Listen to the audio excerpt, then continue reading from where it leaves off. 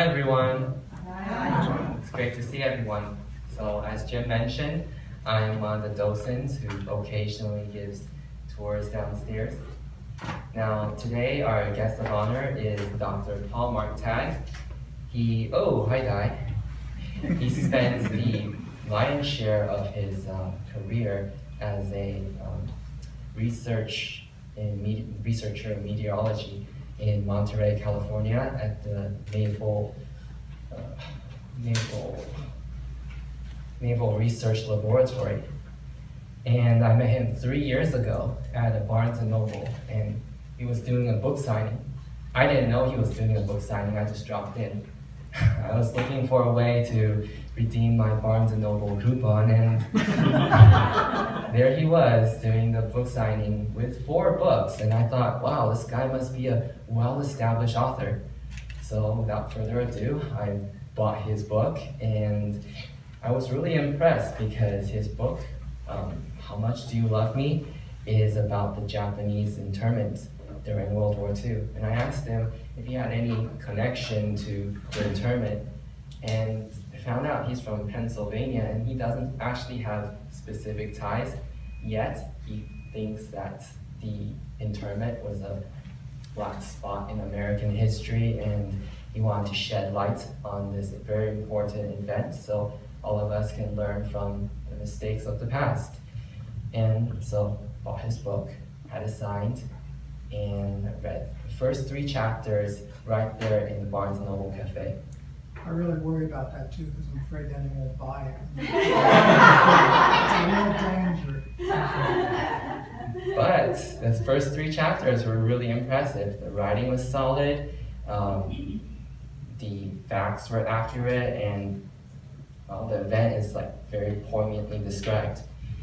And he actually has 3 other books. How Much Do You Love Me is his 4th book. His first book was called Category 5, about controlling hurricanes with lasers from the sky. It's a thriller, fiction. It's kind of maybe bordering on science fiction, but maybe in the future we can do that. And his second book is Prophecy, about genetic mutations in the human genome and how once every so often someone is born with prophetic abilities.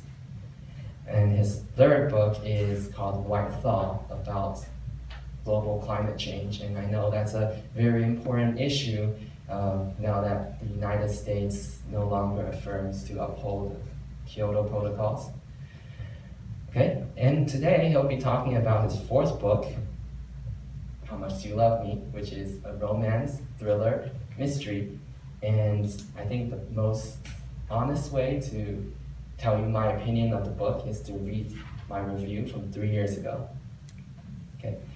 So, How Much Do You Love Me switches off between 2 points of view. One is in the year 2000 in Monterey, California, and the other is 1942 Bellevue, Washington.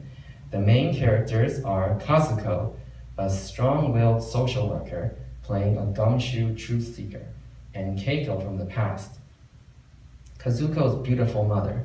So Kazuko's daughter and Keiko's the mother. And Keiko bore a secret from her children. The plot is poignant, but for me, it took a back seat to the main narrative of describing the Japanese internment camps from Keiko's point of view. First few chapters flow smoothly, and I think any history major can appreciate the novel's dedication to historical accuracy. But if I have any criticism of the book, it's that I would have liked to see a few more flaws in the characters. Overall, I thought How Much Do You Love Me was a well-written novel full of wholesome characters placed in an unfair situation. It's well-grounded in history. There is no antagonist unless you count the unjustified internment of American citizens by their own government. And I would recommend this book to anyone who enjoys historical fiction. Now, without further ado, I give you Dr. Paul Marktag.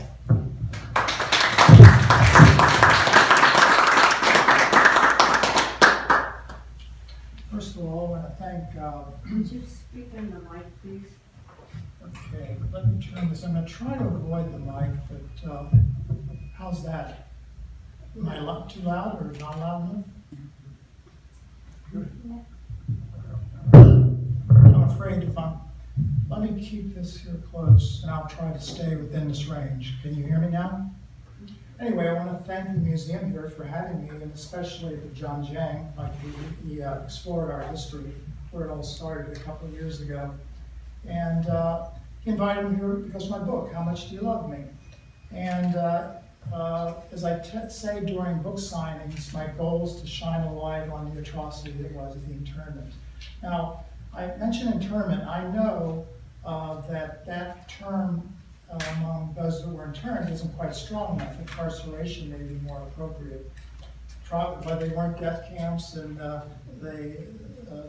like the Nazis had, but they were, internment is perhaps too weak a word. But I'll continue to use that term just because it's in the vernacular. But I understand that from a lot of people's point of view, incarceration perhaps is a stronger term. I've been losing sleep at night because worrying about what it would be like talking to a group that probably knows more about this than I do. And I could imagine someone, my nightmares, I could picture someone going, in the back seat, waiting for me to mess up, so they'd be all over me like a wet rug. And so I went back and forth with John. I said, how should we go about this? Because what should my approach be? And what we came up with, and John suggested, was maybe my talk should be as if I were an outsider, which I am. So I'm going to combine things and hopefully make it informative, but some of the things you'll hear, you know already, but I want to hopefully make it interesting. And to do that, though, I know that our audience here is fairly limited. I'd like to divide you into 4 groups. The first group is someone that maybe just walked off the street, that knows there was an internment, but that's about it. They know very little about, and if they were to read a book on internment, they know 100% where they do. Is there anyone in the audience that fills that description? Even maybe perhaps someone that's read my book and didn't know anything before that. Is there someone in the audience? One volunteer. And by the way, I wouldn't be afraid. John assured me that this is a safe place, but you will have armed guards. He's arranged for that. So anyway, and I was part of that first group until I moved to California, which was decades ago. I can't say that I remember being taught about the internment in high school, but that was a long time ago. So anyway, I was a member of Group 1. Group 2, though, is the second group, where you know more or less what's going on. You've read books, you understand it. Is there anyone in Group 2? Okay, show of hands. Group 3 becomes more exclusive. That's a group that maybe one of you, and I'm now a proud member of Group 3, who knows someone that was interned. My favorite thing I say here is that in writing the book, I've come in contact with various Japanese Americans, but most poignant was a year ago, I got a letter from a lady in Seaside, near in the Monterey Peninsula where I live, Miyoko Saiki. And anyway, she said that what was good about the book was that my book is a historical fiction. I'll go into that in a second. But my characters moved from Washington State. Their path was down to Pinedale, the Assembly Center, and then up to Tule Lake. That's the one. And what she said to me, she said, this is great because it was the route I took, so I could really identify it. She said, I want my children to read this book. But the ultimate compliment she gave me, she said, which is anybody that writes a book, you want it to be factual or historically accurate. She said, how did you know all those things that happened to us? And I took that as a really compliment that maybe I delved in deep enough. And so, anyway, that's Group 3. I'm a proud member of Group 3. Is there anyone here that's a Group 3 member that knows someone that would? Yeah, okay. And then finally, Group 4 are those that, if there's someone in the audience that actually was interned. When I say was interned, I mean that they not only were interned, but they were old enough to remember something. To this day, they can picture themselves in the internment camp. Is there anyone in Group 4? Okay, there's Group 4. I'm going to need your help later, by the way. Stay put. how did I go about researching it? Well, I started with books for openers. And probably the first one I read is the famous one by Farewell Manzanar. Everyone knows about that one. There's another one, Looking Like the Enemy, my story of imprisonment in Japanese American internment camps. Mary Matsuda Greenwald. Here was a really good one, had a lot of details. I wanted to try to get the historical situation so that it was accurate to see how they came about this. Strawberry Days by David Muir, very, very good. Another one was, which is a bunch of essays really, but only what we could carry, the Japanese American internment experience. And then I had several books, because my story starts out in Bellevue, Washington, I had several books on Bellevue. But I say all that, but I say it's in the book. First of all, I gotta back up one thing. Let's talk about what this book is. It's historical fiction.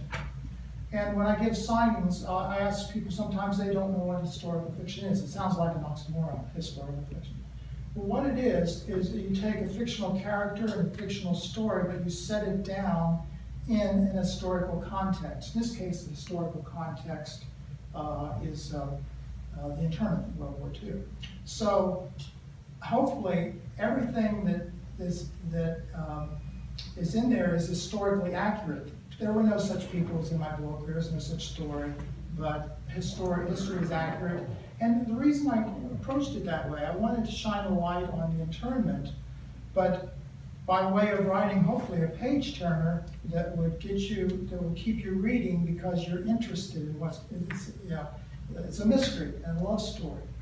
And so that's why I wrote it. And so that's what historical fiction is. And it's a lead into what I'm going to say next.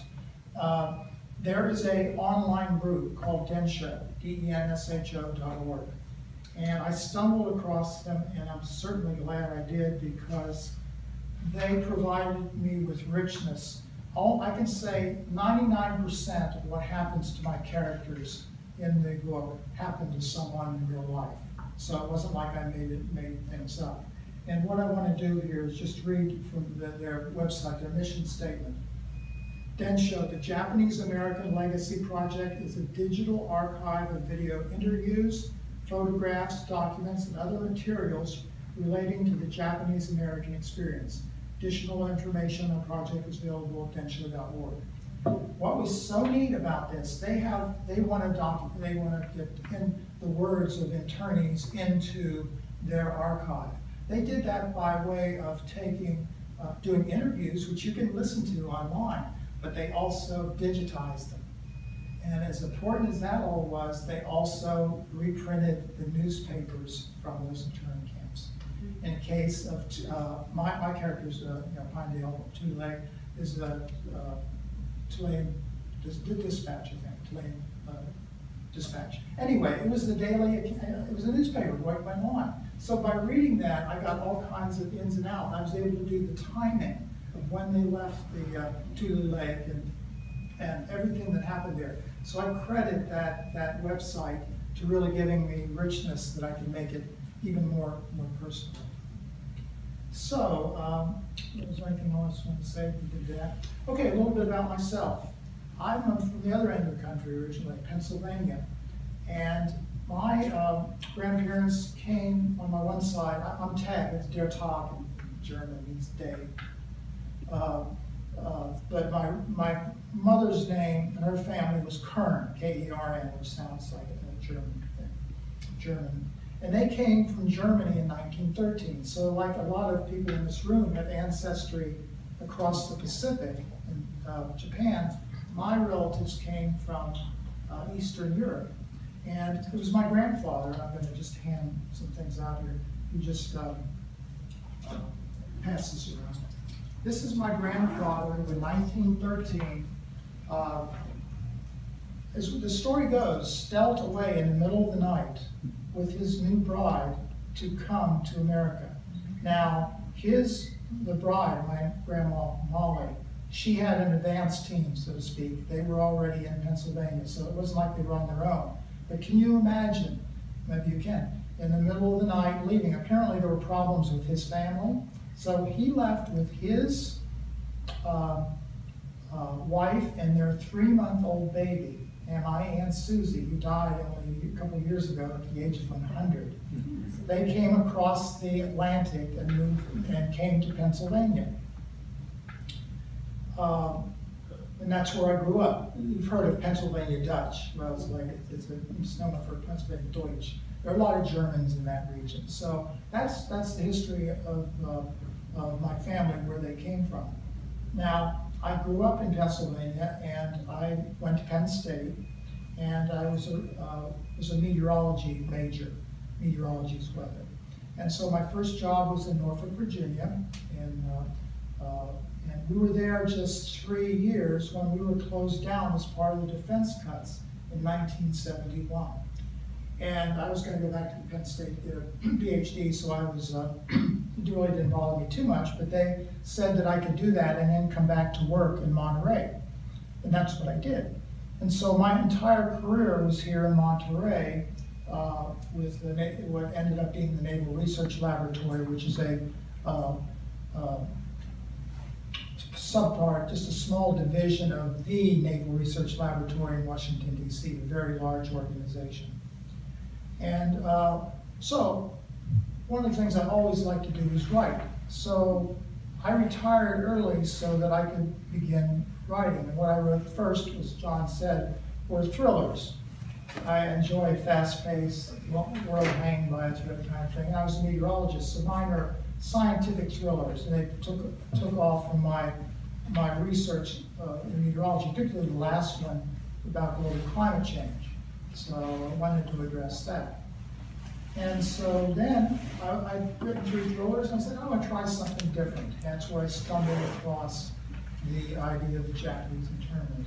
And I said, you know, young people these days don't know what happened. A lot of us don't know what happened. You know, you need to understand history. So I decided to write a sort of a mini thriller in a way, but a mystery love story. And that's how Much Do You Love Me came about. Now, let's talk about that book. This is the cover. Does that look like a cover of a really good tone on the Japanese internment? Of course not. It looks like a romance, mystery, a romance, a love story perhaps. Forbidden love is the greatest love of all. Well, let me tell you how that all came about. And first of all, everything I'm going to say now is what I went through with my publisher, who was great. And here's a picture of me and my editor, Alyssa Voss. But let me tell you how this book almost didn't come about. I wrote the book and I sent it to her, and she wrote back and said they wanted to publish it. It was great. There's a publisher in Utah called Cedar Fort. She loved it. This is great. So we started talking more and more, and first of all, she says, well, we're going to have to change some things. And I said, what do you mean change some things? And she says, well, and I said, it's a love story. And she said, well, some things in there we can't have in. We pride ourselves on clean romance. And it isn't like there's graphic sex in my book, but it is a love story, and there are love scenes. And anyone that's read the book knows that the title of the book, How Much Do You Love Me, flows through the whole book. You take away those love scenes, and the book falls apart. I said, you know, we can't change that part, otherwise the book falls apart. And here's what she said. She said, well, maybe we're not the publisher for you. Yeah, great thing here. And so I was really discouraged that night. And so the next morning I got an email from her, and she said, you know, I stayed up all night reading the book again, and I remember why I loved it. I think we can work it out. And so we did.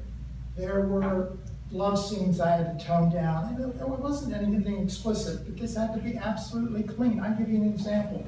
I had the word nude in one of the paragraphs. That word had to come out. Can't have such a graphic term as being nude. And so, anyway, we worked it out and nothing was lost. It was great. She worked with me.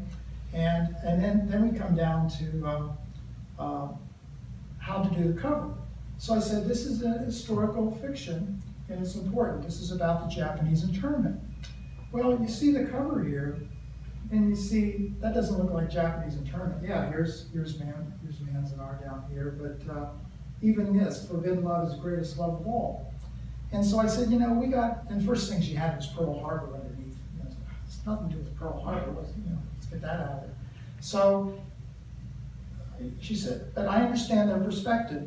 Okay, they're ready to market this book. And there are a couple classes of people out there. There are romance readers, and there are historical fiction readers. Guess which one is the bigger group? It's the romance readers. So I can see why they wanted to go with that route. So then we come up with this, this cover. And here's this beautiful young lady looking down. Well, she's beautiful, but here, let me show you the original thing of what she looked like. She had bling. She had ring, manicured nails, red lipstick. And so I started fighting with them. I said, this is a girl from the internment camp. She just didn't come from getting her nails done. And so they started massaging the picture. And you'll see from the final is that the rings are gone, what else is gone? Her fingernails are gone, her big ring is gone. Still, if you look, you'll see a little tiny necklace. It's back there, a gold necklace. And I told her, tamp down the red lipstick. That's as far as I got tamped down. It's not as bad as it was originally. And so, you've heard the saying about you have to pick your battles. Well, I did the best I could to get that. And then it comes to, what is this little blurb on the front here? Forbidden love is the greatest love of all.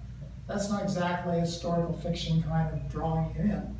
But that's what ended up there. So we have an arrangement that when the first printing uses up all the covers, they make a lot of covers to start out with because they're expensive. I said, could you redo that blurb?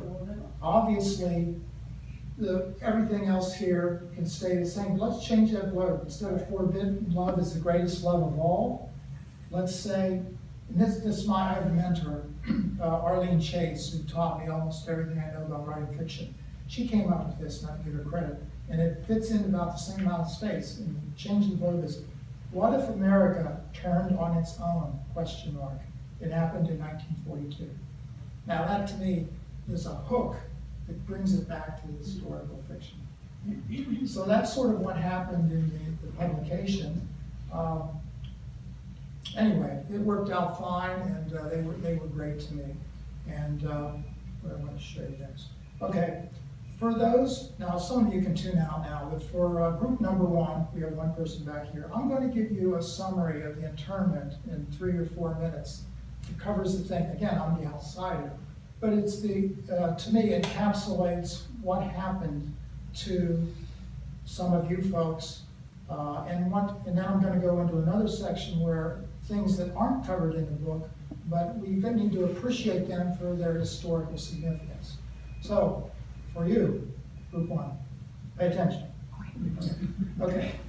It all started, of course, depends when you say started, but it sort of started with Pearl Harbor.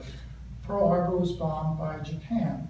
And so we had no choice but to declare war on Japan. But what happened was, basically that got us into World War II because Japan was part of the alliance with Italy and Germany. So as soon as that happened, Germany then declared war on us, and we declared war on Germany, so we're off and running. So that's sort of how it all started. And so what happened then, that was December 7th, 1941. And it was only 2 months later that President Roosevelt signed Executive Order 9066 that led to the internment, incarceration, of some 120,000 Japanese Americans. And so what happened in between, it didn't take long that there was, from all my reading, a lot of these books are really good in that regard, said, you know, a lot of it was politically motivated. People trying to make a point that the Japanese were, that they could be saboteurs, you've heard all this, saboteurs in our midst, and they could be sending in spies, and they were dangerous. And they just fomented all this anger, and so a lot of it was, can't help but say it was racist at the time. And so it led to that signing of the executive order. Now here's what, you know, many of us here remember J. Edgar Hoover. He was the head of the FBI for a long time, and he was very controversial and all. Even he said, when he was approached, said, we have no evidence that there's any problem with the Japanese American. Don't do it. There's no reason to. It gave me a lot of good feeling about J. Edgar Hoover. But it happened. So starting in February then, and my book starts during that period, and I tried to put on paper the feelings of the people of what was happening at that time. So, why were they interned? Why were you interned? Well, there were there were military exclusion zones on the West Coast. These were considered military sensitive areas. And as it turns out, most people live on the coast, you know. So people that were in Kansas weren't interned, but the people that were all along the West Coast, that include almost everybody. If you were Japanese American in 1942, and you lived within one of these exclusion zones, you were taken off and interned. And so that led to some 10 camps in 7 states. If I can remember, California had 2, we know that because Manzanar to Lake, but there was Arizona and Arkansas, each had 2 as well. And then there were 4 other states, Idaho, Wyoming, Colorado, and Montana. Idaho, Utah. Anyway, so that led to that, and that's where all people were sent. The irony is that almost right away after it was done, the government realized that this had been a bad idea. So no sooner than the internees were there, they tried to figure out ways to let people out, to go and work programs and all that. And so, but here's the thing. In January 1944, finally, the Supreme Court got around the ruling that no one could be detained without cause. There was no cause. So basically it fell all apart then. But by then, a lot of internees had left and gone off to other parts of the country. We've met, Becky and I, people that end up going to the east, and they stayed there.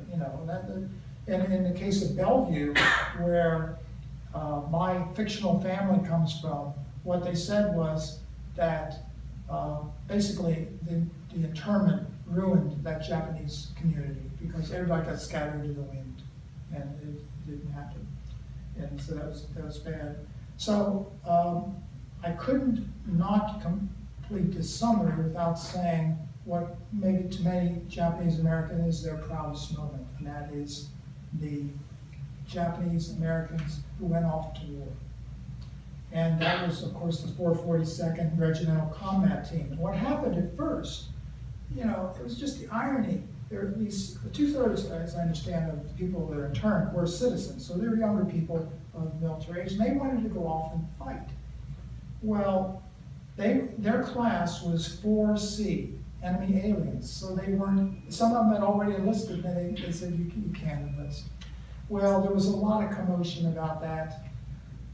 And eventually it led to the government backing down, and that led to these Japanese units. And what's important is they fought heroically, and 21 medals of honor, and they are the most highly decorated unit in American history. That's how well they fought. And here, yet their parents are probably back in camps being held against their will. And I try to bring all that out in the book. What I say to people at my signings, I say, if you'll read the book, hopefully it's a page turn, it'll keep you going, but by the end of it, by osmosis, you'll know how and why 120,000 Japanese Americans were interned and the impact it had on them. So that was what I tell them. One other thing I might point out to Group 1 there's so many little things that happened during the internment, and I try to get to a lot of them. But there was a group that had an impossible situation. They were the Japanese American Citizens League, the JACL. They were founded in 1929 as a group to promote the interests of Japanese Americans in their businesses. And often they liaised with, like Chamber of Commerce and the like. Well, when this happened, their tack was, well, we're going to help the government as best we can to facilitate this. But as a result, you can imagine people that despised what they were doing. You're helping them, you're us, and you're helping them incarcerate us. And so that led to fights, and I go into the book on that. And so there are a lot of other little details like that, but for group one, that's the summary of what happened after the war, that the internment camps were taken away, everyone left. Some people, though, unfortunately, they grew up and they didn't know anywhere to go. We met one couple, this was interesting, remind me, Becky, when there was a lady whose husband had died, and she had a rough time taking care of her family. She was interned, and as aside from being a terrible experience, it was good because she finally had help with everything, raising all these kids. And so that was the exception, of course, but some people made the most of it. And a lot of the Japanese made the most of it, do what they could. So that's my summary for just what happened in general. What I'd like to talk now, I can't talk much about the fictional story because if I do, I'd spoil it for anyone that hasn't read the book. However, I'm going to skirt around the historical edges things that I found interesting. First of all, it's a romance. It's a love story. Romance is too weak a term. As a matter of fact, it was a finalist in the Next Generation Book Awards for romance. But that's the character love story of romance. And so when I did this, I had started it. I had the book halfway written, and this couple, it was a Caucasian boy and a Japanese American girl. And it was only halfway through the book when I realized that almost all states west of the Mississippi forbid such a marriage. And luck of the draw, one of the states, there were 4 states, Kansas, Iowa, New Mexico, and Washington. Because I didn't know what I would have done. I had to do some fancy finagling to get this to work out, because I wanted to be historically accurate. So the marriage is legal, thank goodness. One of the things, looking back in history, sure enough, the Pearl Harbor, the worried about Japanese Americans, racism, all that was there. But there were a couple things that didn't help along the way. And I'm going to say these dates slowly so we can remember what I'm saying. First of all, the Immigration Act of 1790. Remember, our country was formed in 1776. We're only talking 14 years later. And they figured that it had to do something with, all these people, had to make them citizens. So they came up with the term naturalization. And so they were naturalized citizens. But what they limited to was free white people. Okay, let's picture that, 1790, that's the only ones to be naturalized. So we move forward, this was changed 80 years later in 1870.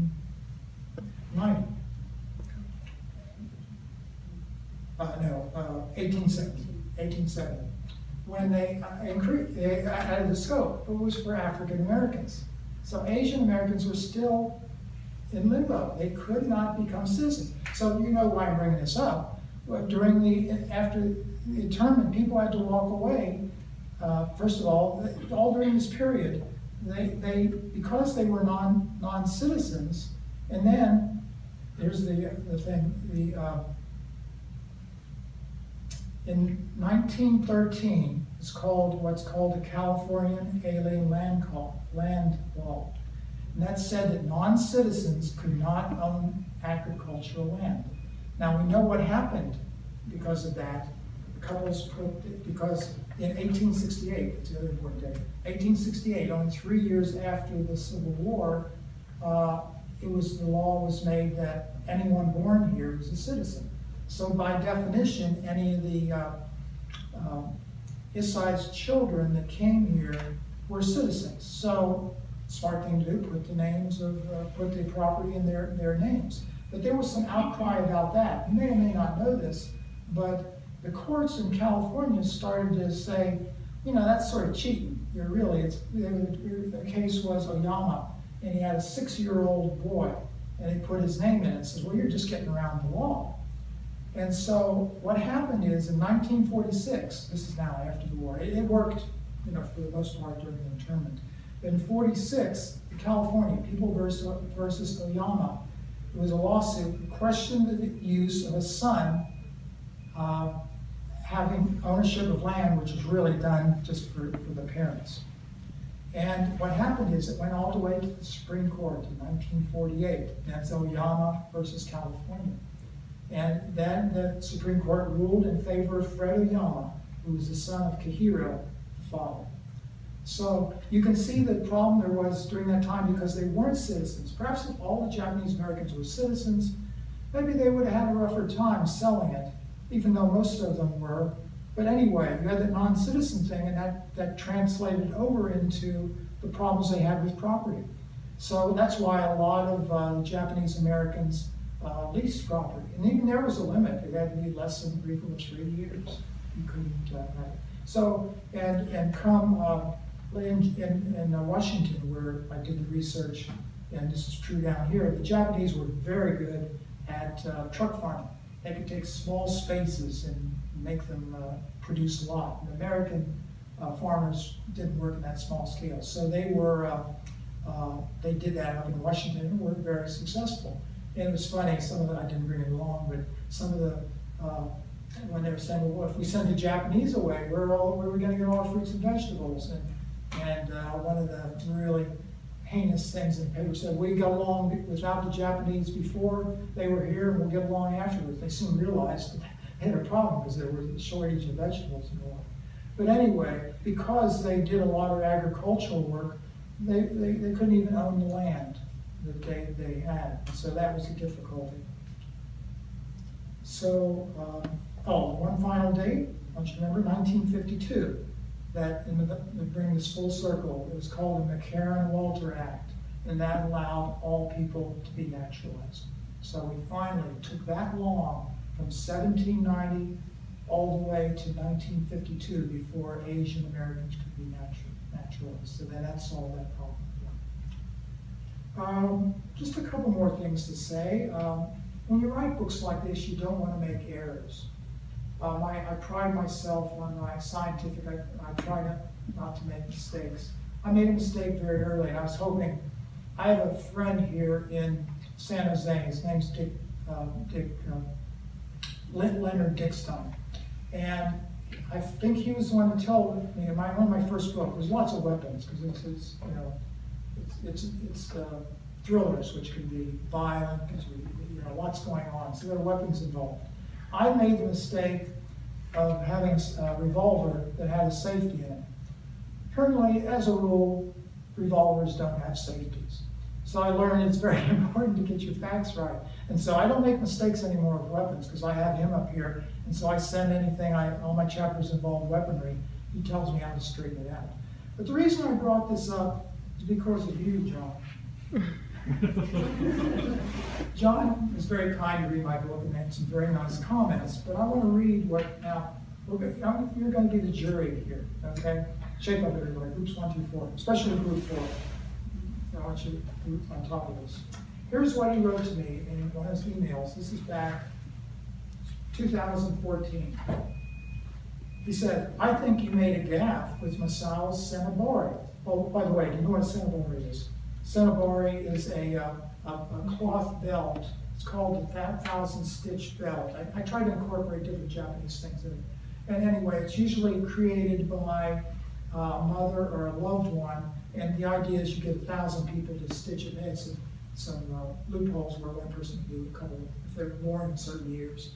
And so anyway, you have this 1,000-stitch belt, and you send it off with your person going off to war. This happened during the modern Japanese period, starting I think in 1868 when this came about. So anyway, they wear this cloth band, and it's designed to protect them.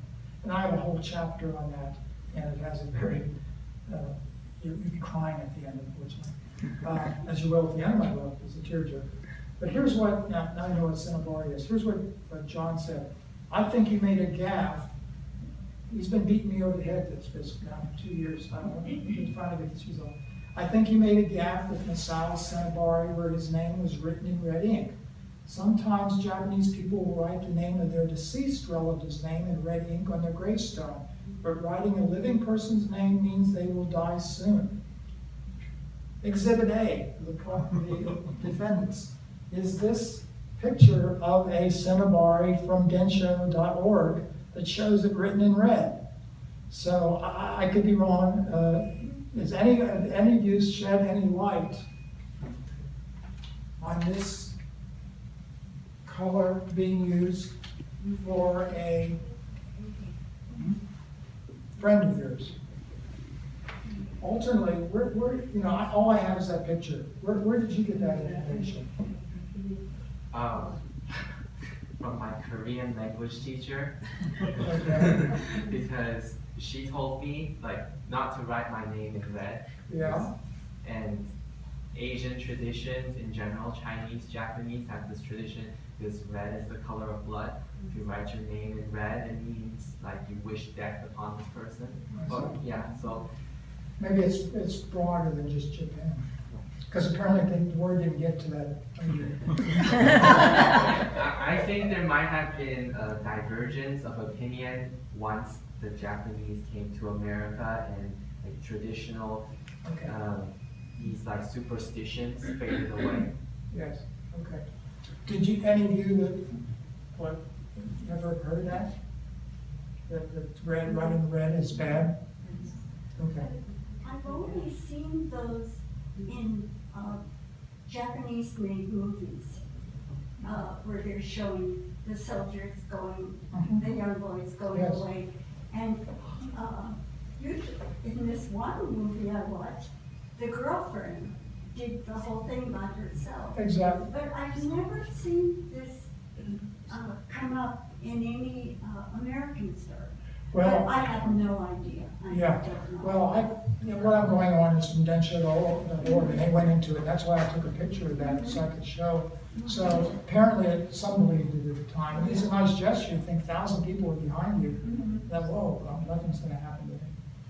Okay, I'm nearly finished, but I have one little story to tell you that'll bring this whole thing full circle. I told you about my grandfather coming from Germany in 1930. It was really Russia at the time, but they considered themselves German.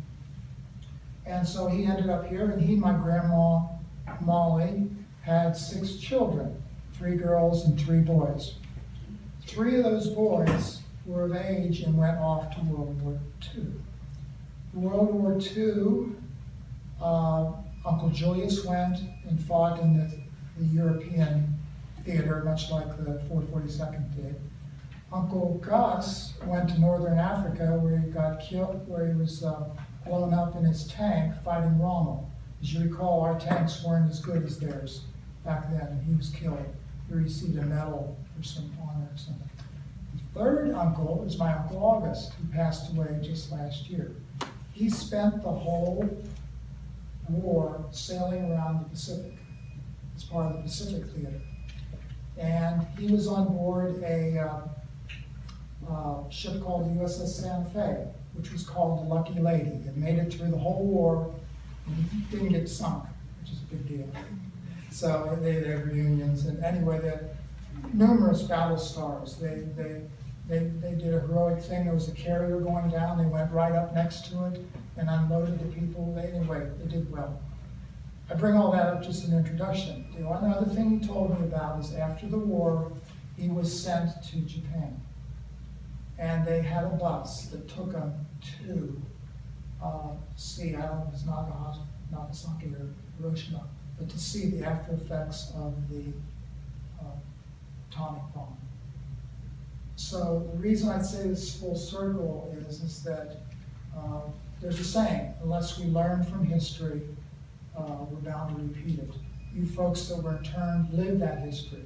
My uncle that was there looking at the Hiroshima lived that history. He saw the the effects that had and the terrible consequences.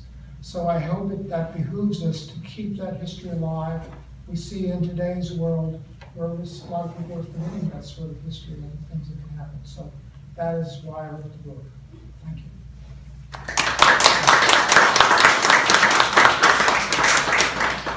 And of course, any questions? Oh, I have one more thing. About a year and a half ago, my wife threatened me that unless I got a smartphone, she was going to leave me. You laughed, but I sort of like my wife, and I was hoping she would leave. So I got a smartphone. So if it's okay with you, I'm going to take your picture. I know, I'm really good. So there's a thing here. And then I'd love to take any questions you have. So, okay. Smile. 1, 2, 3. Thank you. I would just like to say that I became a docent recently, so I thought I better start reading some of the books. And so many of them were so similar that later I thought, now who was that and who was that? But when I read your book, you had a different twist to it. And it really kept me going, kept me interested. Yeah. It was very well done. Thank you. Yeah. And speaking of that, we can't tell about the story, but as a hook, I brought some copies along, hoping maybe to support the Japanese American Museum might buy some. But as another hook, all the reviews have been overwhelmingly good. But there's one woman that wrote, and she said, it was a good story, I can see where's that, but what happened was immoral. And I can't recommend it because of that. So that's a hook for you to read it and see if you think what my character did was immoral. Is that a good hook or what? That's great. Sir?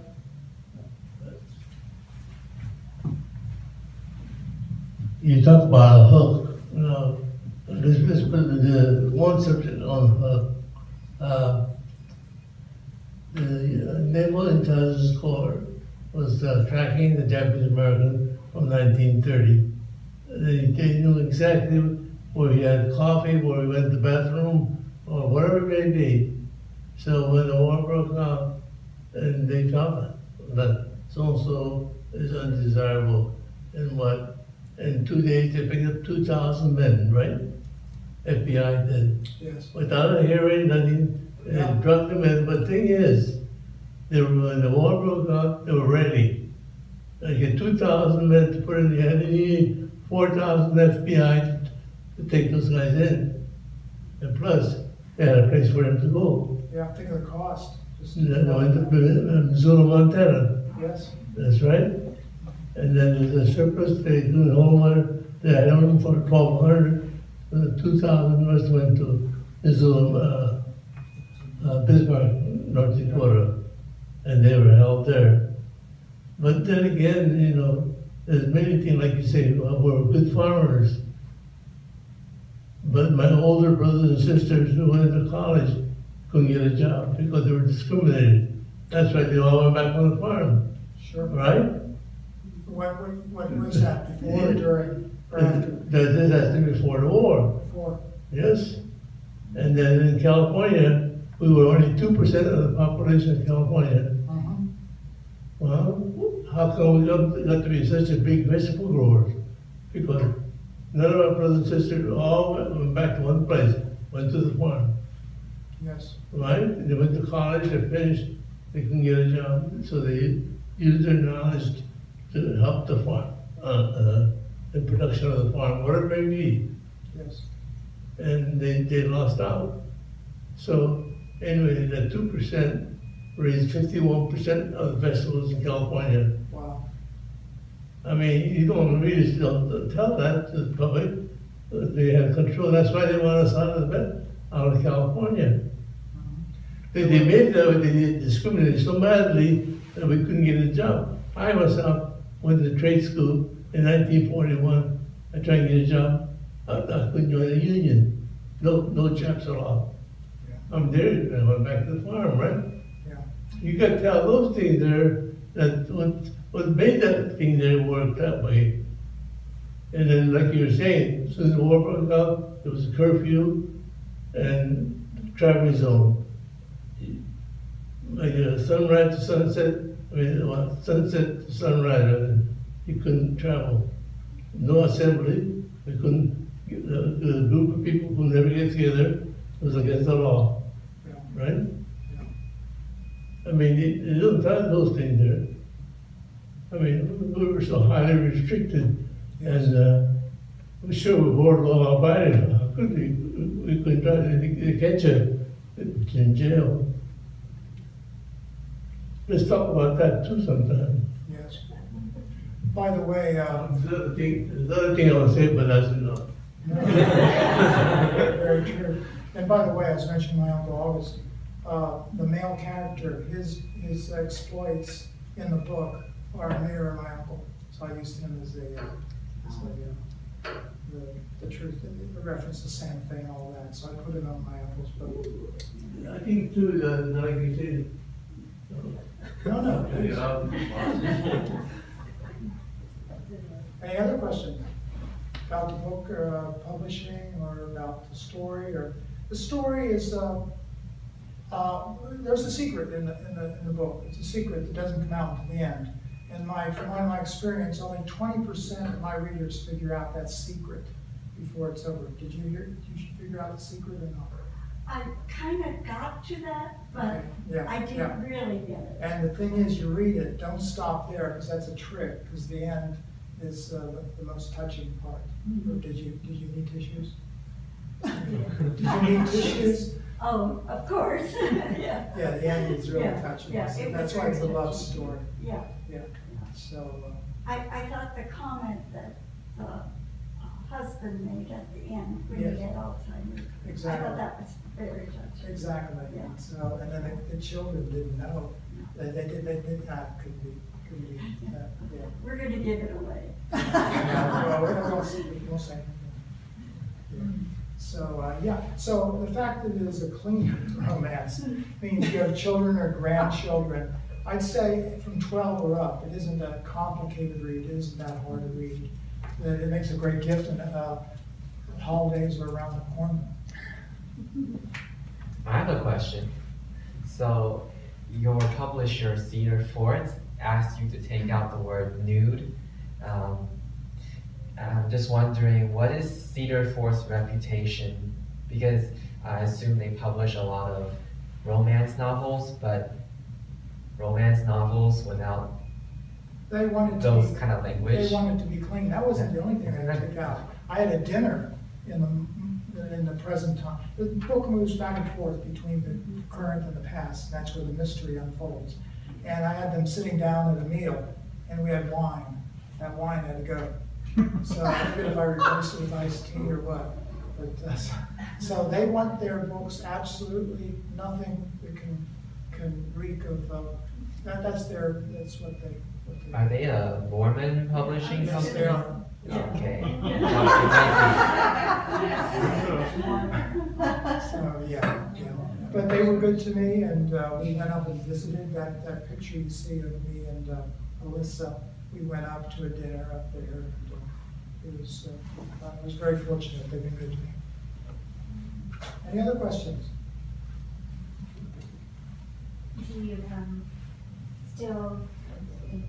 Do you still use that publishing company? Well, the problem is haven't decided on my next book yet. And so that would be a big advantage. That means writing a book that would be appropriate for them. I don't think I want to do another historical fiction. It would be fine, but I'm sort of like thrillers, and so I'm thinking about going back there. I just haven't decided what to do. But that's come up. If I had one that were amenable to them, I've already published through them, that would be a benefit. No question. I don't think there's any, there's a couple of things here. Here, let me ask you one. Here, this is a history thing, and it'll be interesting to see if John knows what this means. All my chapters have titles that are supposed to be clever or foreshadow what's going to happen. And here's everyone in the audience that understands what this chapter heading means, raise your hand. We'll see who's left. The chapter title is The Rabbit Died.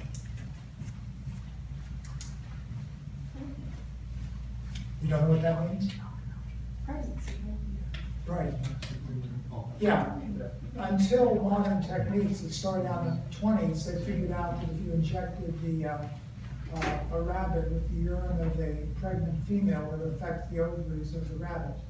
And so the saying was for decades, the rabbit died, that meant that you were pregnant. Now the irony is that most times the rabbit died anyway, because they had to do surgery on the rabbit to find out whether the ovaries had changed.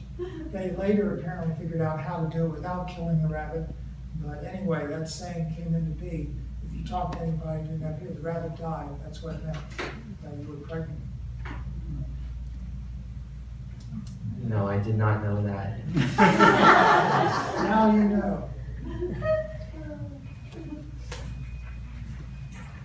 Well, if you were to write another novel, what kind of genre would you That's write? what I was just saying, I'm not sure, I'd like to write another thriller because I enjoy doing that, but I'd like to keep delaying because I'd like to do something different entirely that's special. So I don't know, sorry. I better soon find out though. Thank you, John, for everything you did and allowing me to come. You're welcome. Come on, there must be another question. Oh, yeah, Steven. It's kind of funny talking about your book because I remember, I don't know exactly, but many years ago, NBC did a story on internment. This was years ago. There is a scene in there between a Japanese-American young man and a Caucasian social worker. And they were kissing, and then when I saw that, I said, what does this have to do with the internment? And I haven't forgotten, I thought that was kind of funny. I was wondering, did they do that just for this program? Because I don't know. Again, who was kissing? It was a Japanese-American young man and a Caucasian, and I believe she was a social worker in that program. And I saw that, and I said, okay, what does this have to do with the internment? Yeah, well, of course, for the purpose of the story, it's a plot. It's to me, to drive a romance and love story, I need something. And there's lots of tension going on. You can imagine back then, the idea of kind of marrying a person of another race, it just wasn't done. So I try to really show that tension and show how, particularly the Japanese family, just pulling their hair out. What do we do? What do we do? And I've received some criticism and said, why did you do that? That's too stereotyping the Japanese girl and Caucasian boy. But to my credit, there is another couple in the book that are those Japanese, and I follow them as well. And so try to show the difficulties they had as well. But it's a plot device, you have a love story, you need a guy and a girl or whatever, and I wanted to make it this, and it came about in the internment, it's the way I had to do it. I guess you could reverse the rules, but that's what I came up with. And again, the idea is just to get you to turn the pages, because hopefully, when you're done, you say, well, gee, I learned something. Ma'am, I'm sorry. I'm sorry, go ahead. From the start when you had the idea from the beginning when you had the idea until the time you went to the publisher and then had it published, how long was that time? In terms of writing, it typically, all my thrillers, each one took 2.5 years. This one only took me 2 years, it's a little shorter. And then, it's probably another year before it's published. It's long drawn out there. But yeah, I'm slow, and I tell people, I go buy my book at a book signing, I say, it took me 2.5 years to write this, so please read it very slowly. I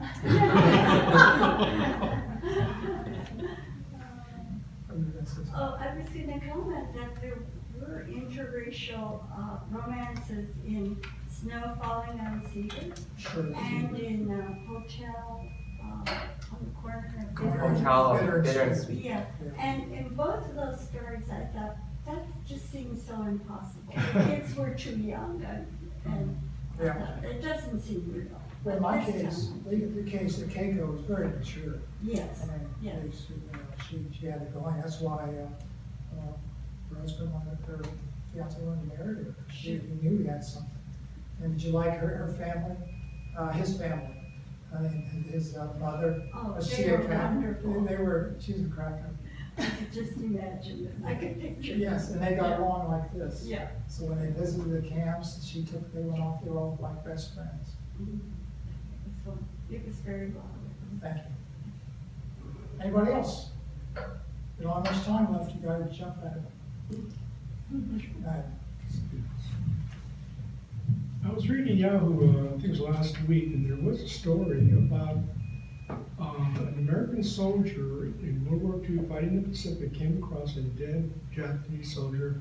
But that soldier had that, Yes. and apparently there is a setup where if you find something like that, you can contact somebody in Japan. And what he did was, he somehow had a translator because he was looking for names in that belt, and that family was found, so he himself returned that belt to the family. Yes. And I I thought, read wow, that too. did you read? Yes. I thought that was interesting. Yeah, yeah, he said that when he took the belt, he said, this isn't mine. You know, I'm gonna keep it, see if I can get it back to someone. Yeah, and meant so much to the family, they had found the relatives. Yeah, yeah. Yeah. Are you finding that your book is being bought in specific geographical areas of the U.S.? I have no idea. Most of them have been California, because it's where I do my book signings, but don't know. I can tell you that at book signings, you know who buys most of the books? It's women. I'd say in my book signings, 80% of the books are bought by women. I don't think it'd be worth my while if there were any women who would come in the store. So they're the ones that buy the books. And of course, and that wasn't just true for this one, which is a romance. It's for my thrillers as well. Women are the book buyers. And so if you can, get the word out there. I've made the case to the Monterey School District that they should have this as a required reading for, you know, one of their history books, you know, because you read it for the story, but you'll sure learn a lot in the process. So if any of you know school administrators or whatever, because it is a clean romance, it's not going to offend anyone. It's a good way of imparting history, and of course that's what historical fiction often does. I wonder if the reason more schools don't adopt books like yours is because they're waiting for the author to pass away so they don't have to pay royalties. Well, I don't think that works. No, I mean, you think that the royalties don't get paid? Becky! No, I mean, your estate goes away, those royalties still, they don't. Yeah, you don't lose. They're still talking about royalties for people that are, you know, 100 years ago. No, those goes to the estate. Matter of fact, in our will, we've specified who get the royalties. I don't think it was you, John.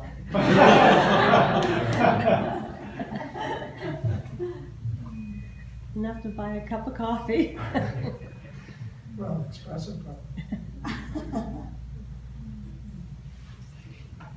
So do we have any other questions? Going once, going twice. All right, let's all give Dr. Paul Marktag a big round of applause. And thank you very much for coming. I do have a few announcements. So after the announcements, Dr. Paul Marktag will be signing books, and if you're interested, please get your book signed. And he does have 3 other books as well, so feel free to ask him about those. Yeah, these aren't my books, these are the museum's books, so the profits go to them. Yeah, profits go.